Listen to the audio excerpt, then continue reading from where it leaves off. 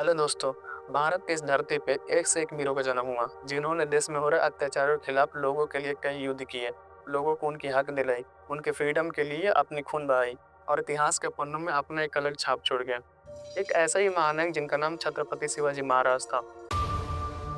छत्रपति शिवाजी महाराज भारत के इतिहास का एक ऐसा नाम जो किसी भी परिचय का मोहताज नहीं है। एक महान योद्धा जिनकी बहादुरी और जिनका रणनीतिक व प्रशासनिक कौशल ही उनकी पहचान थी।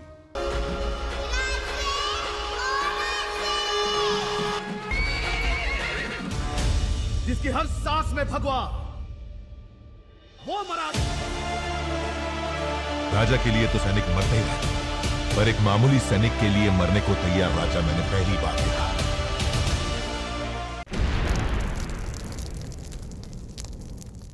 छत्रपति शिवाजी महाराज का जन्म 19 फरवरी सन 1630 ईस्वी को पुणे डिस्ट्रिक्ट के जुन्नौर के पास शिवनेरी किला में हुआ था।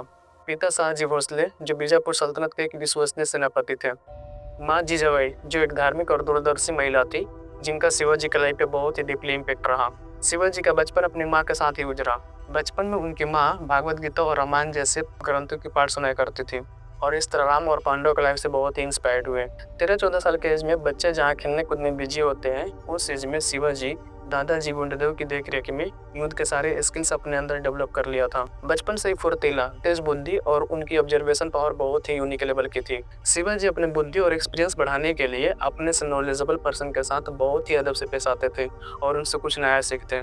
उनके इसी गुण के कारण उच्च वर्ग के लोगों में उनकी चर्चाएं होती थी। बीजापुर सल्तनत में धार्मिक भेदभाव को देखकर उन्होंने शपथ लिया कि हिंदवी स्वराज की स्थापना करेंगे और देश से विदेशी शासन को उखाड़ फेंकेंगे। सन 1646 ओनली 16 साल के एज में अपने विश्वसनीय साथियों के साथ मिलकर उन्होंने तोरना किला को जीता। ये उनकी पहली जीत थी। इसके बाद में कोंडाना, राजगढ़ और पुरंदर पे भी अपना कब्जा कर लिया और स्वराज की नींव रखी और राजगढ़ को स्वराज का पहला राजधानी बनाया। सन 1656 ईस्वी में शिवाजी महाराज ने जौली क्षेत्र पर भी अधिकार कर लिया और इसके बाद रायगढ़ को भी जीत लिया। इस तरह उनकी बढ़ती पावर को देखकर बीजापुर के सुल्तान डर गया और अपने शक्तिशाली सेनापति अफजल खान को शिवाजी पे अटैक करने के लिए भेजा। 10 नवंबर 1659 ईस्वी को शिवाजी की मुलाकात प्रतापगढ़ में अफजल खान से होती है। अफजल खान शिवाजी को धोखा से मारना चाहा, बट उससे पहले शिवाजी ने उसके भारी आर्मी के सामने ही अपनी बागनक से उसकी हत्या कर डाली और उसके भारी आर्मी को कुचल डाला। शिवाजी की सबसे बड़ी लड़ाई मुगलों के साथ रहा। औरंगजेब ने शिवाजी को दबाने के लिए अपनी मामा शाइस्ता खान को एक अभियान पे भेजा। शाइस्ता खान ने पुणे के लाल महल में डेरा डाला हुआ था। शिवाजी 5 अप्रैल 1663 ईस्वी की रात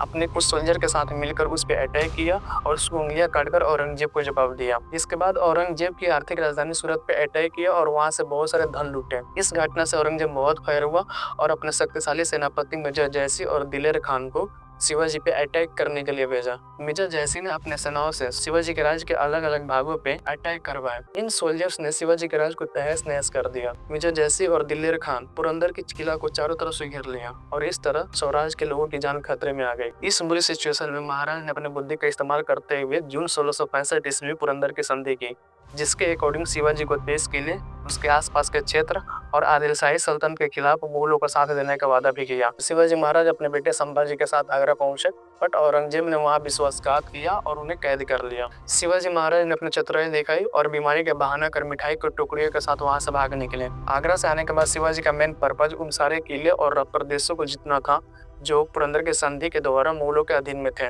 और शिवाजी ने एक बेटर युद्ध नीति बनाई और ओनली 4 महीने के अंदर 27 किलो को अपने कब्जे में कर लिया और एक बहुत बड़ी लड़ाई के बाद मराठों का पूरी तरह से स्वराज का सपना पूरा हुआ और 6 जून 1674 ईस्वी को विद्वान पंडित गागा के द्वारा शिवाजी ने अपना राज्याभिषेक करवाया और इसके बाद शिवाजी स्वराज के छत्रपति बने। इसके बाद शिवाजी 6 साल शासन किया और 3 अप्रैल 1680 ईस्वी को रायगढ़ में उनकी डेथ हो गई और इस तरह एक वीर योद्धा का अंत हो गया। राज की गद्दी उनके बेटा संभाजी ने हैंडल किया और आगे मुगलों के साथ युद्ध को संभाजी ने हैंडल किया। धन्यवाद दोस्तों, फिर मिलते हैं नेक्स्ट वीडियो में।